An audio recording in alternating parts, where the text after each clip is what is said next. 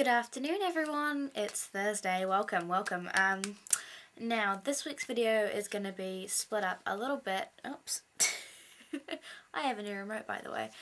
This week's video is going to be split up pretty much into two parts, partly being my educational video for the week and partly being a documentation of my punishment, which I received because I went 30 seconds over time last week. But before I kick things off, to answer Ellen's question, what's something that I know that I doubt anyone else will know? It's not so much something that I know, it's more something that I can do, and I've only ever met one other person who can do it.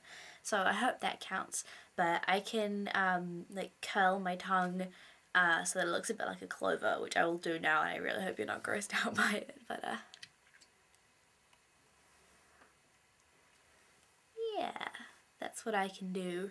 But anyway, getting into the video, class is now in session, everyone. Have I told you about my punishment? I'm not sure if I told you what I had to do. I didn't tell you what I had to do. I'm going to tell you what I had to do. I had to dress up like a water fairy and go teach a water aerobics class in the university fountain because my friends are cruel human beings. And it went okay, I guess. There was this one lady, she was really sweet.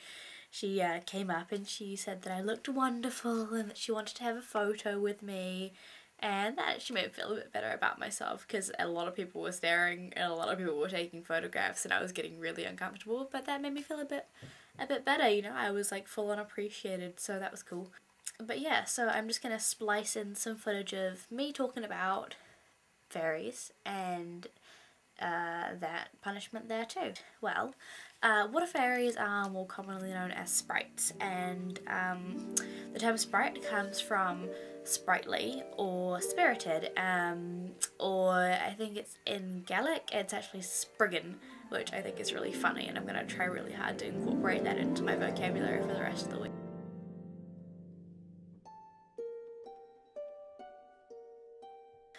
They're mostly sort of quite docile.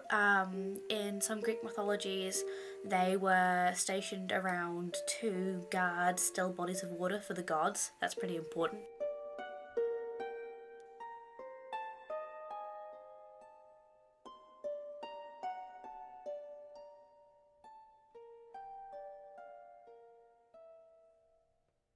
They are not to be confused with things like mermaids and stuff, because those are like, I think it's corporeal beings, and fairies are ethereal beings, so don't get that mixed up or they'll get angry.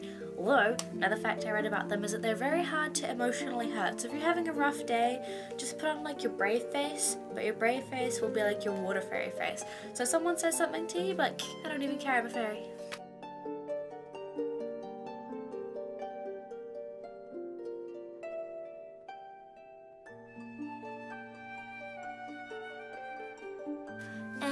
Forgot to ask my question to Joe. So Joe, your question to answer for tomorrow is, if you had to pick one animal that you turned into every sort of like full moon, what would you choose? So obviously it doesn't have to be a wolf, it could be a frog, or I don't know, what's a funny creature that happens in fairy tales? You could turn into a woman. What animal would you like to be? Yeah. Alright, I'm so done now. Bye guys.